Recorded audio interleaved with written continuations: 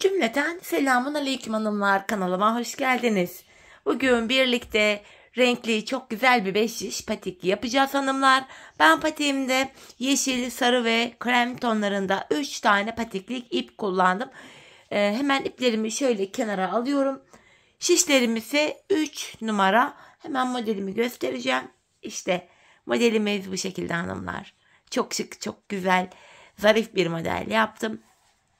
Hanımlar, ben yeşil ve sarı kullandım ama sizler elinizde artık ipleriniz varsa azar azar onları kullanarak rengarenk de yapabilirsiniz. Bu şekilde ben 3 renk tercih ettim. Dileyen 2 renkli olarak da çalışabilir.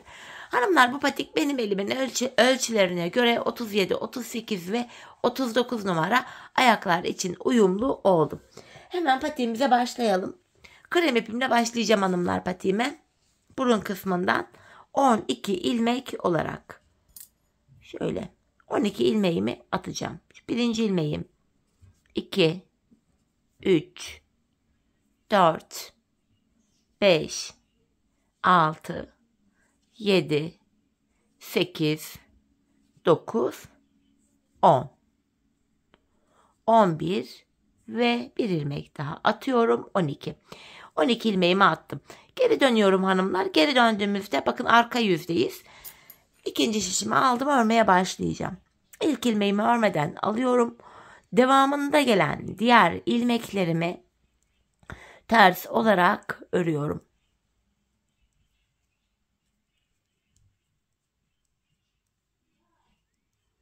Sonuncu ilmeğimi de ters ördüm. Tekrar geri dönüyorum. Yeniden ön yüzdeyiz. Bu aşamada hanımlar artık düz örgü uygulaması yapacağım ve 5 yere geçeceğim. İlk ilmeğimi örmeden aldım. İkinci ilmeğimi örüyorum. 3, 4, 5, 6. İlk 6 ilmeğimi ilk şişimle ördüm. Kalan 6 ilmeğimi de ikinci şişimle örüyorum. Hanımlar, şimdi hiç geri dönmeden ilk başladığımız yerlerden ilmekler çıkaracağız. İlk ilmeğimi hemen şu kenardan çıkartıyorum. Bakın, ilmeğin iki kanadına birden girerek ilk ilmeğimi çıkarttım. Yine devamında ilmek çıkartabilmek için de tığımdan yardım alacağım. Başlangıç yerlerimiz biraz sık olduğu için tığ yardımı ile ilmek çıkartıp şişime takıyorum. Bakın, burada 2 ilmeğim oldu. Şu 3. ilmeğim. Başlangıç yerine hanımlar bakın, ilmeğin iki kanadına birden giriyorum. İlmek çıkartıp şişime takıyorum. Burada 4 ilmeğim oldu. 5 ve bir ilmek daha çıkartıyorum. Buradan 6. Şimdi bir 6 ilmek daha çıkaracağım. Onu da 4. şişime takacağım. Şu birinci ilmeğim. 2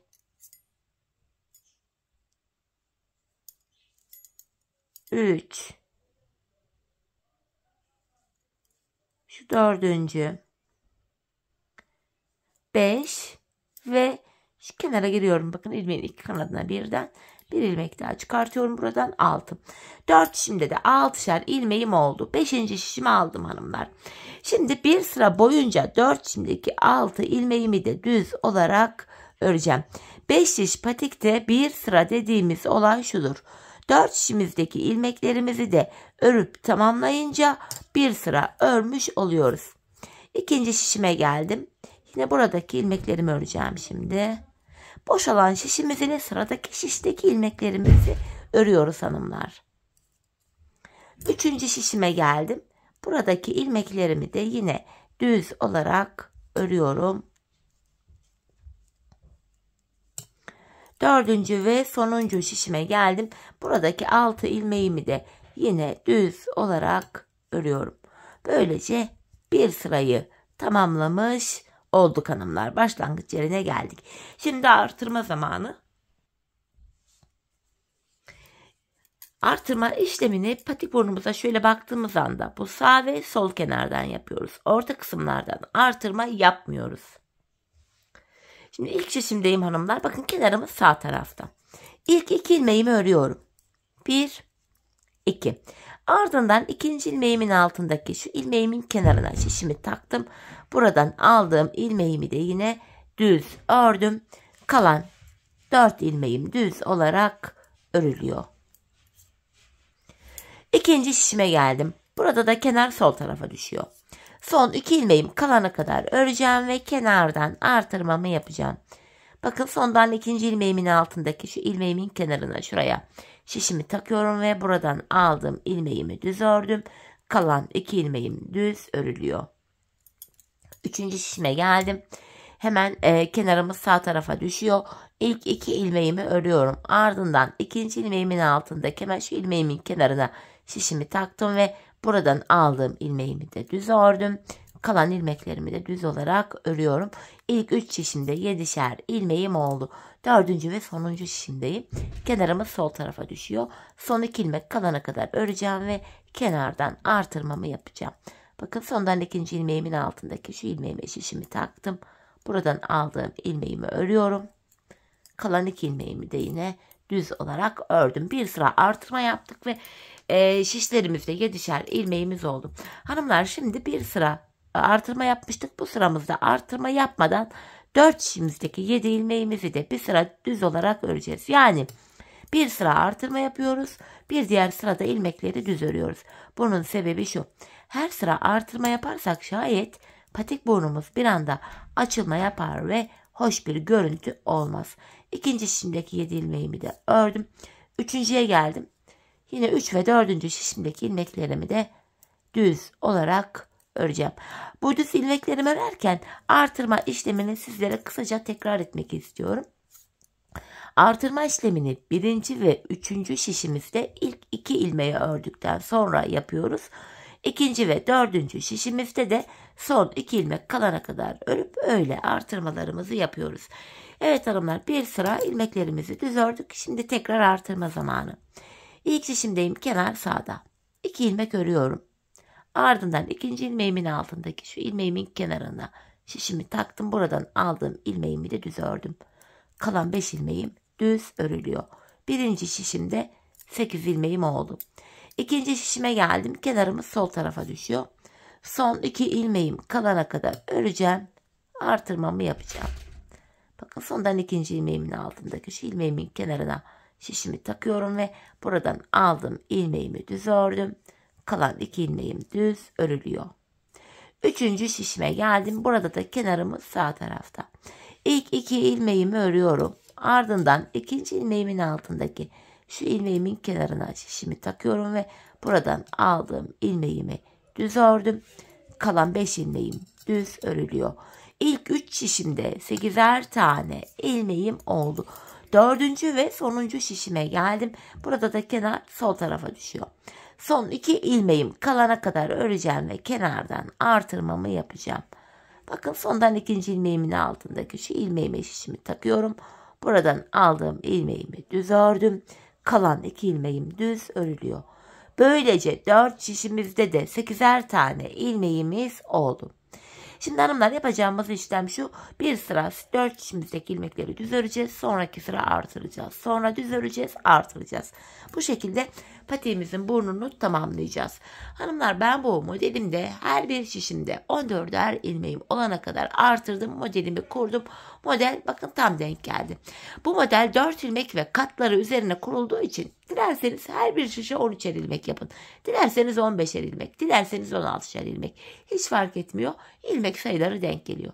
Şimdi hanımlar, hep birlikte patiğimizin burnunda artırmalarımızı istediğimiz sayılarda yapalım gelelim. Dediğim gibi, çünkü model tam denk geliyor.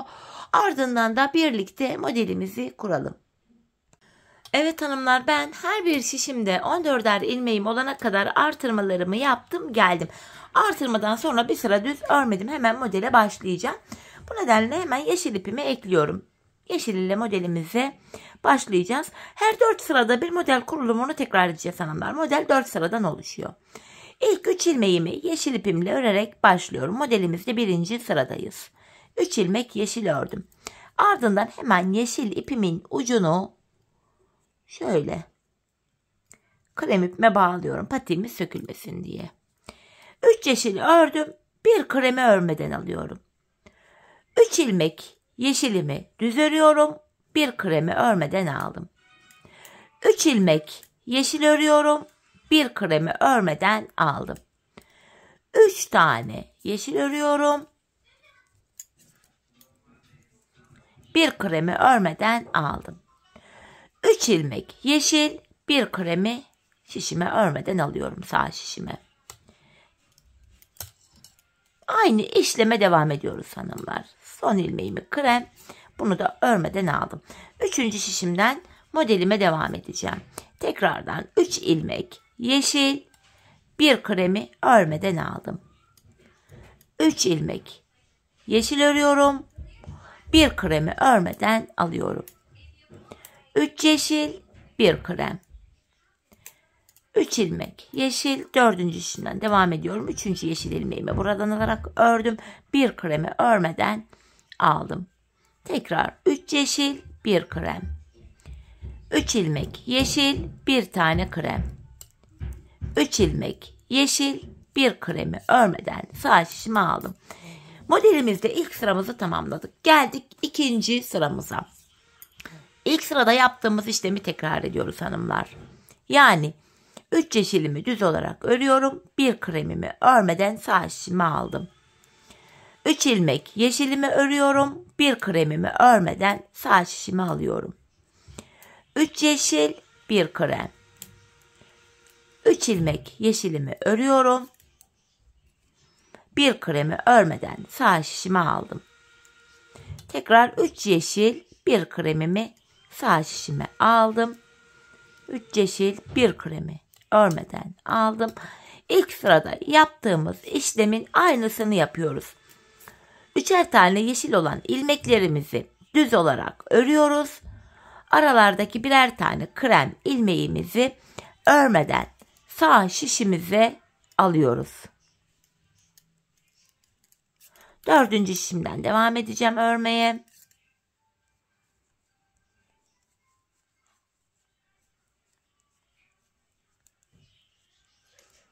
Bir kremi örmeden aldım. 3 yeşilimi ördüm. Son krem ilmeğimi örmeden sağ şişime aldım. Modelimizde ikinci sıramızı da böylece tamamladık. Geldik modelimizde 3. sıramıza. 3. sıramızda da yine aynı işlemi tekrar edeceğiz. Modelimizin ilk 3 sırasında yapacağımız işlem aynı hanımlar. Bakın 3 ilmeğimi örmeden sağ şişime aldım. Bir kremimi, 3 yeşil ilmeğimi örüyorum. Bir krem ilmeğimi örmeden sağ şişime alıyorum. 3 yeşilimi örüyorum. Kremimi örmeden sağ şişime alıyorum. Modelimizin ilk 3 sırasında hanımlar yapacağımız işlem aynı. 3 ilmek yeşilimi düz öreceğim. Krem ilmeğimi örmeden sağ şişime alıyorum yine. İlk 3 sırada ilmeklerimizi aynı şekilde örüyoruz. Kremimi örmeden aldım. 3. şişimden devam ediyorum. Yine yeşil ilmeklerimi yeşil ipim ile düz olarak örüyorum. Aralardaki birer tane krem ilmeğimi örmeden sağ şişime alıyorum. 4. şişimden devam ediyorum.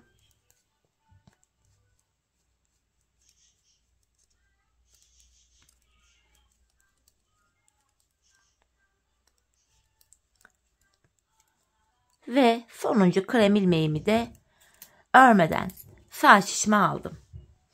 Evet hanımlar, modelimizde 4. ve sonuncu sıramıza geldik. Bu sıramızda hanımlar ilmeklerimizin hepsini ters olarak öreceğiz. İlmeklerimizin hepsini bakın ters olarak örüyorum. Bu şekilde. Hepsinin aralardaki krem ilmeklerimi, yeşil ilmeklerimi hepsini ters örüyorum. Önce böyle ters örgü düşüyor. Devam ediyorum. İlk şişimdeki ilmeklerimi ters olarak ördüm. İkinci şişime geldim. Burada da yine ilmeklerimi ters örmeye devam edeceğim. İlmek atlamadan hepsini sırasıyla ters örüyoruz. 4. ve sonuncu sıramız da bu şekilde. Modelimiz aslında bundan ibaret hanımlar. Küçük bir detay var. Onu da diğer modele geçince anlatacağım zaten. 3. şişime geldim. Yine buradaki ilmeklerimi de ters örmeye devam ediyorum.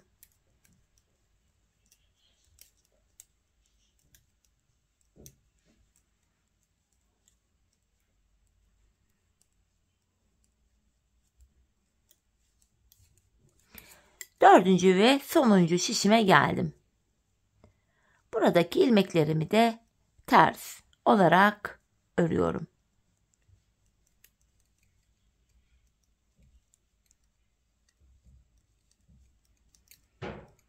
Böylece hanımlar birinci modelimizi tamamladık yeşil ile. Şimdi ikinci modele geleceğiz. Hanımlar model şöyle yapılıyor. Bir tane yeşil modelimizi yaptık. Bir diğer model krem ile. Ardından sarı yapacağız. Tekrar krem. Yeşil yapacağız. Tekrar krem. Sarı yapacağız. Tekrar krem. Her renk arasında bir tane krem ile modelimizi yapacağız. Şimdi krem ile yapacağım modelimi. Krem ipimi elime alıyorum. İlk modele başlarken 3 ilmek yeşil örerek başlamıştık. Şimdi sadece bu ortadaki yeşilleri 3 tane yeşilimiz vardı. 3 yeşille örmüştük. Tam bu ortadaki yeşille örmeyeceğiz. Diğer ilmekleri öreceğiz. Bakın ilk ilmeğimi krem ile örerek başlıyorum. Krem modelimizi yaparken aynı işlemi model bitene kadar uygulayacağız. Yeşili yaparken 3 yeşil ile başlamıştım. Krem modele geçince bir krem ördüm. Ortadaki yeşili örmeden alıyorum. Devamında 3 krem örüyorum. Bir yeşil örmeden alıyorum. 3 ilmek krem örüyorum. Bir yeşili örmeden aldım. 3 tane krem örüyorum. Bir yeşili örmeden alıyorum. Devam ediyorum ikinci şişimden. 3 ilmek krem, bir yeşili örmeden aldım. İkinci modelimizin ilk sırası. 3 ilmek krem örüyoruz. Bir yeşili örmeden sağ şişimizi alıyoruz.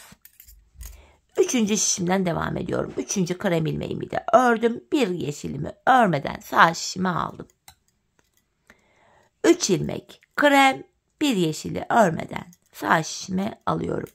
4 şişimizde de aynı işlemi uyguluyoruz. Bakın yine bir kremi örmeden sağ şişime aldım. Dördüncü şişimden devam ediyorum. 3 krem, bir yeşil.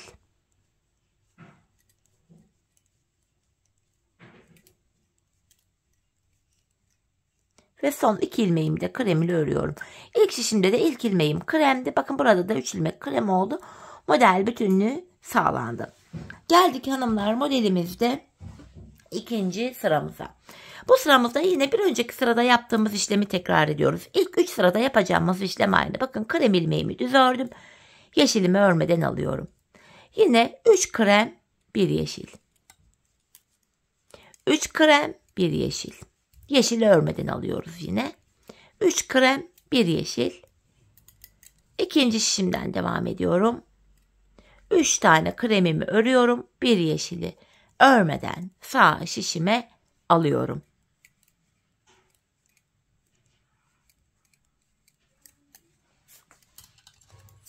Üçüncü şişime geldim. Burada da yine ilmeklerimi gördüğüm gibi öreceğim. 3 kremimi düz örüyorum. Yeşillerimi örmeden alıyorum.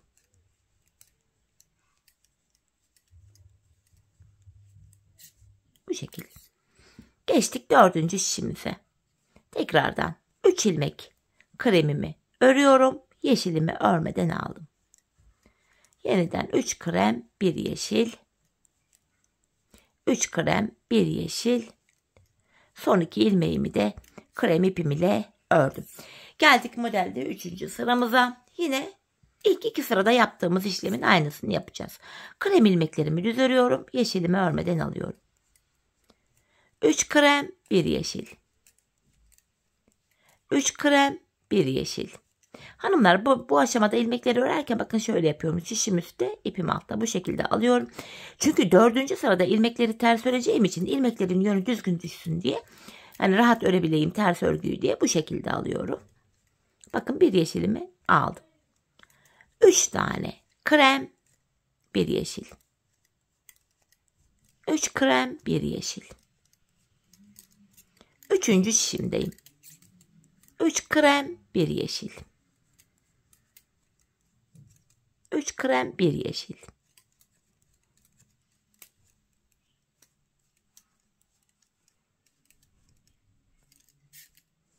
Geldik 4. şişimize. Aynı işlemi burada da devam ettiriyoruz. Bir yeşilimi örmeden aldım. 3 krem, 1 yeşil. Son 2 ilmeğimi de krem ipim ile ördüm. Modelimizde 4. ve sonuncu sıradayız şimdi. Bu sıramızda da hanımlar ilmeklerimizin tamamını krem ipimiz ile ters örüyoruz.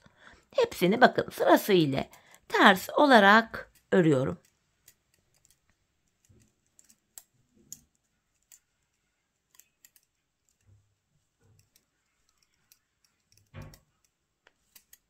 Bu şekilde devam ediyorum ikinci şişimden yine. Buradaki ilmeklerimi de ters örmeye devam ediyorum. Hiç atlamadan hepsini sırasıyla ters örüyoruz. Bakın örmediğimiz yeşil ilmeklerimiz dahil ters örülüyor.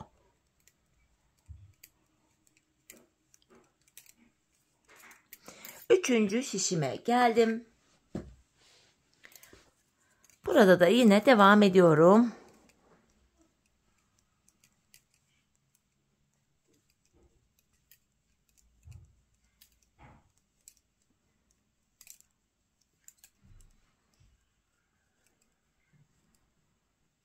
Bu şekilde. 4. şişime geldim.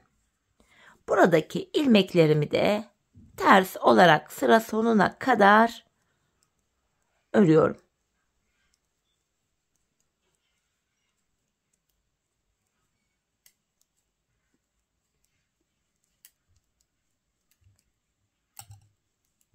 Sonuncu ilmeğimi de ördüm. Evet hanımlar, ikinci modelimizi de bitirdik. Şimdi diğer modele geçeceğiz. Şimdi sarı ipimizi ekleyeceğiz. Hani dilerseniz iki renkli olarak da devam edebilirsiniz. Dilerseniz benim gibi de yapabilirsiniz. Ya da rengarenk de olabilir. Şimdi bu defa sarı ipimi ekleyeceğim. Renkli modellerimizi yaparken hanımlar bakın. Renkli modellerimizi yaparken yeşilimizi, sarımızı aynı şekilde yapacağız hanımlar. Aynı şekilde. Yeşili yaparken 3 ilmek yeşil örerek başlamıştık. Sarıya geçtim. Sarı modelimi yaparken de yine 3 ilmek sarı örerek başlayacağım. Sadece krem modelimizi yaparken 1 krem öreceğiz. Yanındaki bir ilmeği örmeden alacağız. Devamında 3 krem, bir renkli olacak şekilde ilmekleri öreceğiz. İlk 3 ilmeğimi sarı ile ördükten sonra sarı ipimin ucunu da kremime bağladım. Bu şekilde 3 sarı. Bir kremi örmeden alacağız. 3 ilmek sarı öreceğiz. Bir kremi örmeden alıyoruz. 3 ilmek sarı örüyoruz. Bir kremi örmeden alıyoruz. 3 ilmek sarı örüyoruz. İkinci şişimden devam ediyorum. Üçüncü sarım. Bir kremi örmeden aldım. 3 tane sarı örüyorum. Bir kremi örmeden aldım. 3 ilmek sarı. Bir kremi örmeden aldım. 3 sarı. Bir kremi örmeden alıyorum. 3 tane sarımı örüyorum. 4 şişimizde de aynı işlemi uyguluyoruz. 3. modelimizin ilk sırası sarı ipimiz ile yapıyoruz. Yine 3. sarı ilmeğimi ördüm. Bir kremi örmeden aldım. 3 sarı, 1 krem. 3 sarı, 1 krem. 3 sarı, 1 krem. İlk sıramızı tamamladık. Geldik hanımlar modelimizde ikinci sıramıza.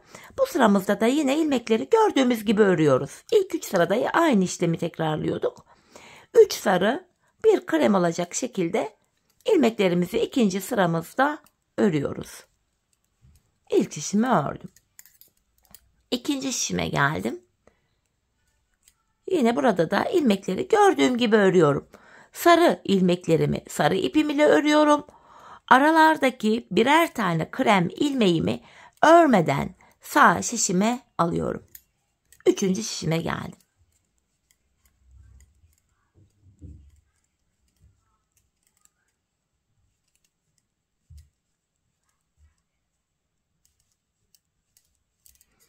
Dördüncü şişime geldim. Burada da yine ilmeklerimi gördüğüm gibi örüyorum hanımlar.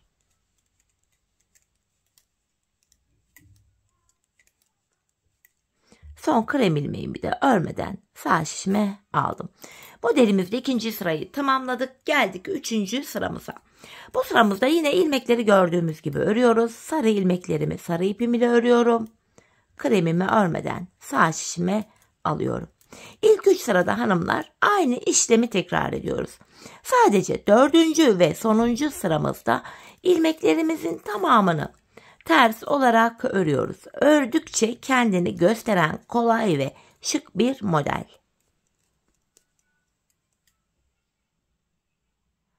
Yarım ilmek almışım, şöyle düzelttim.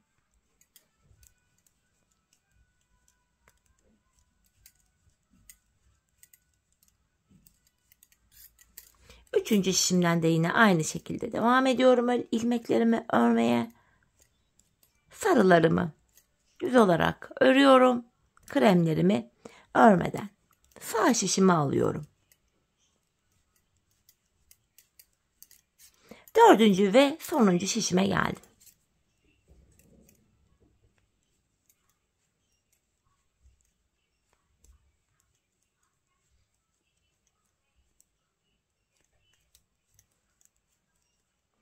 Son krem ilmeğimi örmeden sağ şişimi alıyorum. İlk 3 sıramızı tamamladık. 4. ve sonuncu sıramıza geldik. Bu sıramızda da ilmeklerimizin tamamını sarı ipimiz ile ters örüyoruz hanımlar.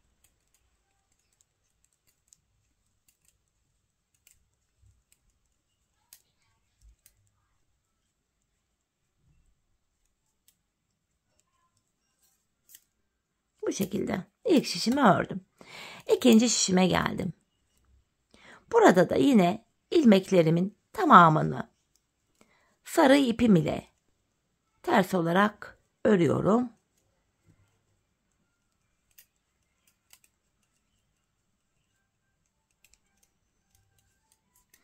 Üçüncü şişimdeyim. Ters örmeye devam ediyorum.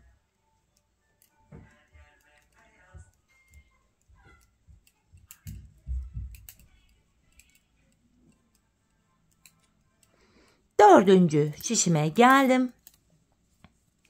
Burada da yine ilmeklerimin tamamını ters öreceğim. Böylece sarı ile yaptığımız modelin de sonuna geldik. Her 4 sırada bir modeli tekrar ediyoruz. Renkli modellerimizin arasında birer tane krem ile model kurulumu yapacağız. Böyle hanımlar. Sarı modelimi de tamamladım. Sarıdan sonra tekrar krem yapıyoruz. Çünkü renkli modellerimizin arasına birer tane krem model yapıyoruz. Renkli modellerimizi yaparken ilk 3 ilmeğimizi renkli ipimizle örerek yapıyorduk. Krem modelimizi yaparken de hanımlar yine ilk şişimde tekrar kafanız karışmasın diye göstereyim. İlk ilmeğimi krem ile öreceğim. Bir yanındaki tam ortadaki bir sarımı örmeden sağ şişimi alıyorum. 3 krem 1 sarı olacak şekilde devam ettireceğiz artık. Model bu şekilde kendini tekrar ederek gidecek. Bakın 3 krem 1 sarı. Diğer şişlerde de 3 krem 1 sarı diye devam edeceğiz. 4 sıra krem ile modeli oluşturduktan sonra tekrardan yeşilime geçeceğim. Gördüğünüz gibi hanımlar, yeşilden sonra krem var, sarıdan sonra krem var. Her renkli model arasında birer tane krem modelimiz var. Renkli modellerimizi kurarken ilk 3 ilmeği renkli ipimizle örerek başlıyorduk. Krem modelimizi kurarken de aralardaki şöyle yapıyoruz hanımlar. Bir tane kremi örüyoruz. Yanındaki bir renkli ilmeği örmeden alıyoruz. Devamında 3 krem, 1 renkli, 3 krem, 1 renkli diye devam ediyoruz. Krem modelde aralara bu şekilde kuruluyor. Hanımlar, ben bu patiğimin ön bölümüne şu kremleri değil de renklileri sayacak olursak bakın yeşil, sarı bunları sayıyorum. 1, 2, 3, 4, 5, 6 tane model kurdum. 6. modelimi bitirdikten sonra yeniden krem ile model kurmadan bilek ayrımına geçtim. Hanımlar, siz bu aşamada patiğinizin ön bölümünü ayağınıza ölçerek de yapabilirsiniz. Yani daha böyle bilek bölümünü kısa yapmak isteyenler olabilir. Bir tık daha büyük yapmak isteyenler olabilir. Bunu tamamen ayağınıza ölçerek ayarlayacaksınız. Ayağınıza ölçerek yapın hanımlar. Çünkü istediğiniz sonucu elde edebilmek için bu şekilde yol izlemeniz gerekiyor. Dediğim gibi ben 6 tane renkli model kurdum. Tam da denk geldi. Şimdi hep birlikte patiğimizin ön bölümünü kendi ölçülerimize göre tamamlayalım gelelim. Ardından birlikte bilek ayrımına geçelim. Evet hanımlar, patiğimin ön bölümünü tamamladım geldim. Toplamda 6 tane modelimi yaptım. Bu sonuncu sarı modelim bitti. Şimdi hanımlar, bu yeşil ipimle de artık işim kalmadığı için kestim, arkaya doğru böyle düğümledim. Bilek ayrımı yapacağız fakat bilek ayrımına hazırlık için öncelikle ilmeklerimizin tamamını düz olarak krem ipimiz ile örüyoruz. Artık sarı ipimizi de kesip buraya bağlayabiliriz. Çünkü sarı ile de işimiz kalmadı. Patiğimizin devamında artık krem ipimizi kullanacağız. Bakın ilk şimdiki ilmeklerimi düz ördüm bile. Şimdi hanımlar 4 dişimizdeki ilmekleri de 2 sıra boyunca, 2 sıra derken 4 dişimizi bir kere öreceğiz krem ile düz olarak. Sonra bir kez daha öreceğiz. Böylece 2 sıra olacak. 2 sıra krem ipimiz ile düz olarak örelim gelelim. Evet hanımlar, ilmeklerimi 2 sıra boyunca düz ördüm geldim. Şimdi bilek ayrımı yapacağız. İlk şişimdeyim. İlmeklerimi tam bu orta kısma kadar, yani son bir ilmeğim kalana kadar öreceğim.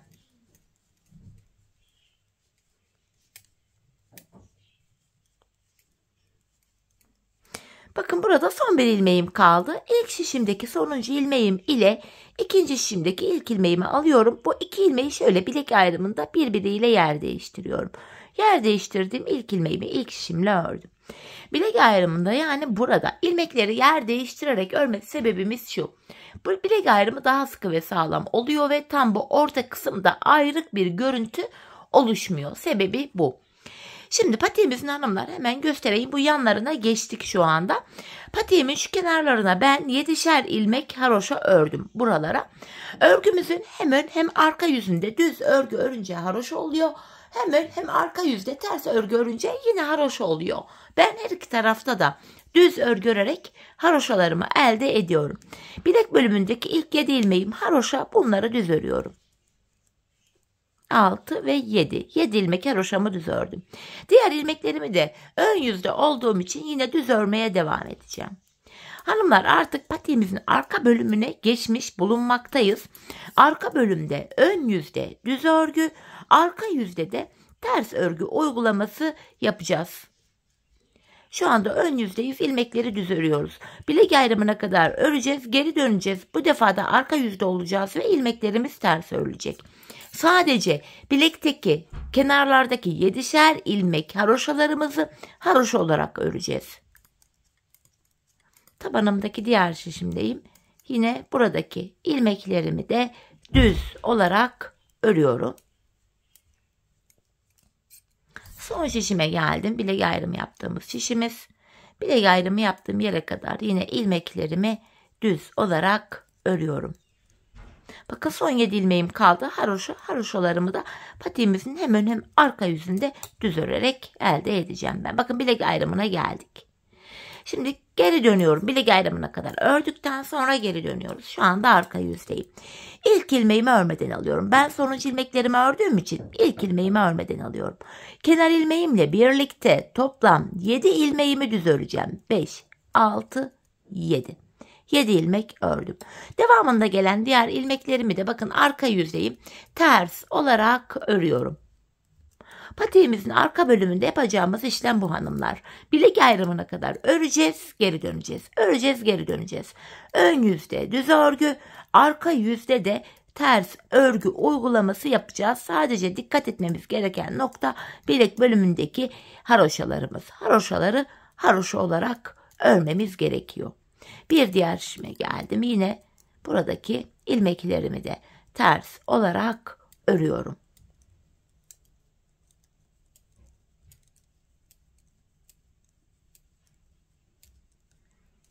Son şişime geldim. Burada da hanımlar ilmekleri ters öreceğim. Sadece kenardaki son 7 ilmeğim haroşa olduğu için 7 ilmeğimi düz öreceğim. Bakın son 7 ilmeğim kaldı. Bunlar haroşa olduğu için düz olarak örüyorum. Yine sonuncu ilmeğimi de ördüm. Bilek ayrımına geldik. Bakın geri dönüyorum. Tekrardan ön yüzdeyiz. Arka yüzde yapılacak başka bir işlem yok hanımlar. Yapacağımız işlem bundan ibaret. Tekrardan 7 haroşamı düz örüyorum. Yine bu defa da bakın ön yüzde olduğum için ilmeklerimi diğer bilek ayrımına kadar düz olarak öreceğim. Geri dönüşte de ilmekleri ters öreceğiz. İşlem bu. Şöyle baktığımız anda buralarda birer sıra birer diş haroşalarımız oluştu bile. Hanımlar, ben bu patiğimin şu arka bölümüne buralara 15 sıra 15 diş haroşa ördüm. Benim elimin ölçülerine göre tam oldu. Sizler bu aşamada patiğinizi örerken ayağınıza giyin, deneyin.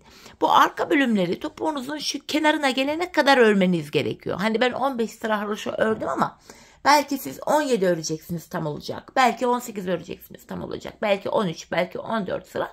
Bu tamamen sizin örmek istediğiniz ayak numarasına göre, ölçülerinize göre bir iki sıra değişiklik gösterebilir. Şimdi hep birlikte patiğimizin arka bölümünü kendi ölçülerimize göre örelim, gelelim. Ardından birlikte topuğumuzu keselim.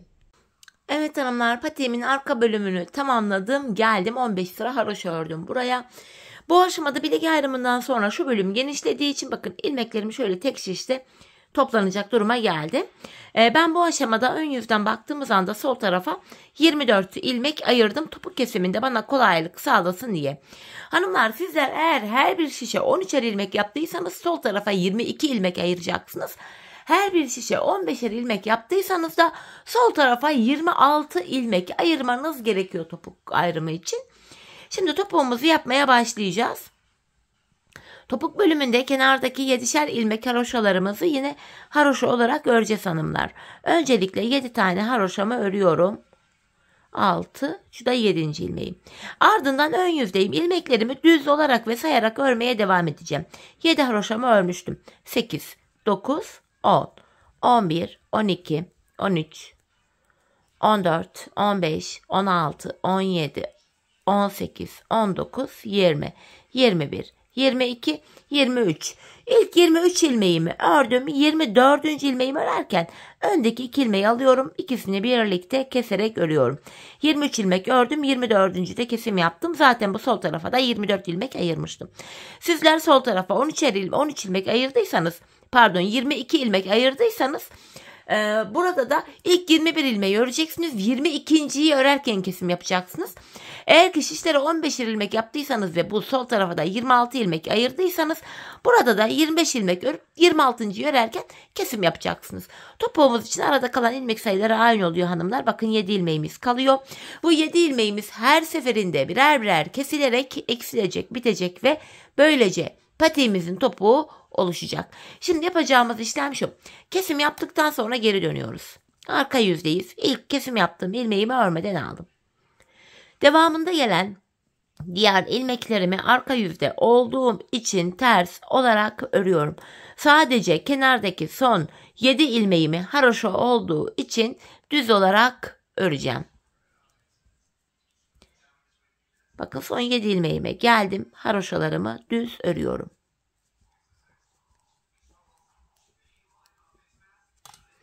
Tekrardan ön yüzdeyiz. Bir önceki sırada yaptığımız işlemin aynısını yapacağız. Yani ilk 23 ilmeğimizi öreceğiz. 24. de kesim yapacağız. Tabi ilmek sayılarını benimle aynı yapanlar bu sayıda yapacaklar.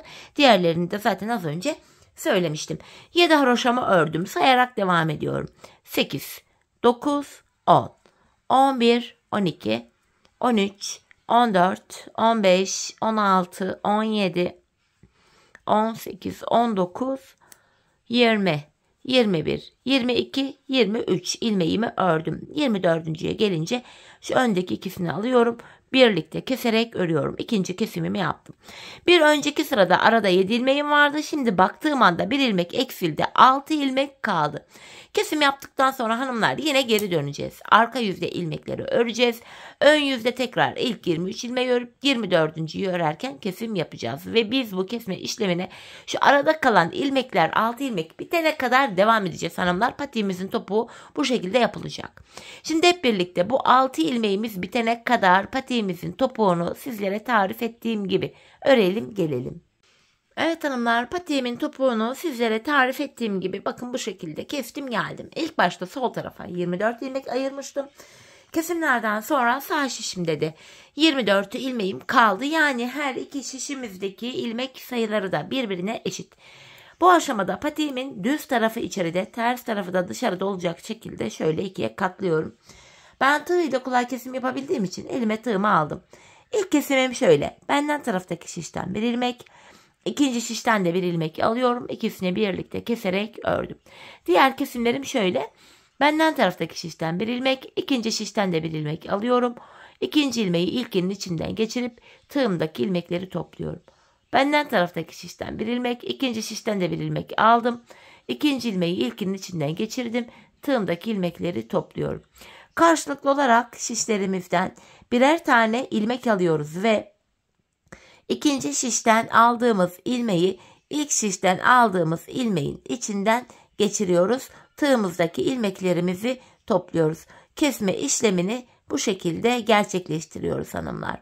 Her iki şişimizdeki ilmek sayıları da eşit olduğu için ilmekler kesilince aynı anda bitecek bu şekilde. Ve her iki patiğimizin kesim yönü de aynı tarafta. Yani sağ patiğin kesim yönü sağda, sol tarafınki solda gibi bir ayrım yok. Her iki patik de aynı yöne kesiliyor. Zaten gizli kesim olduğu için kesim yeri belli bile değil hanımlar. Yine ilmeklerimi sırasıyla kesmeye devam ediyorum. Benden taraftaki şişten bir ilmek, ikinci şişten de bir ilmek alıyorum. İkinci şişten aldığım ilmeği ilk şişten aldığım ilmeğin içinden geçiriyorum ve tığımdaki ilmeklerimi topluyorum.